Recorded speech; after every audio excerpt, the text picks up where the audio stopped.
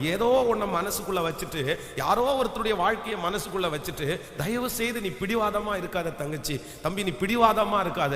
நான் ஆண்டவர் உனக்கு இரக்கம் செய்யவே முடியாது. ஆண்டவரை பொறுத்த வரைக்கும் இந்த விட்டு கொடுத்தல் என்கிறத ஆண்டவர் ரொம்ப எதிர்பார்க்கிறாரு. நம்ம எல்லாருக்குள்ளேயும் வேணும். விட்டு கொடுத்தல் என்கிறது ஒரு மிகப்பெரிய அபிஷேகம்.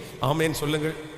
யோசேப்பை குறித்து வேதம் ரொம்ப அழகா சொல்லுது. அவனுடைய சகோதரர்லாம் அவனுக்கு விரோதமாக எழும்பினதுக்கு அப்புறமும் அவனிடத்துல ஹெல்ப் கேட்க வரும்போது பார்த்தீங்க அப்படின்னா, யோசேப்பு அவர்களுக்காக அழுதான். அப்போ தன்னுடைய மனசுக்குள்ள அவனுடைய சகோதரர்களை குறித்த ஒரு பிடிவாதமும் இல்லை. அவன் பிடிவாதம் பிடிக்கணும்னா எவ்வளவு பிடிச்சிருக்கலாம். அதனால இந்த ஜபத்தில் இருக்கிற யாரையோ ஒருத்தரை ஆண்டவர் எச்சரிக்கிறாரு.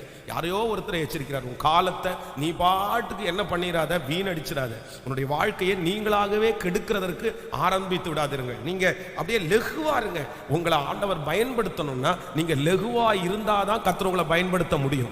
நீங்க ரொம்ப அந்த ஸ்டஃபனா இருந்துட்டீங்கன்னா கர்த்தர் உங்களை பயன்படுத்தவே முடியாது.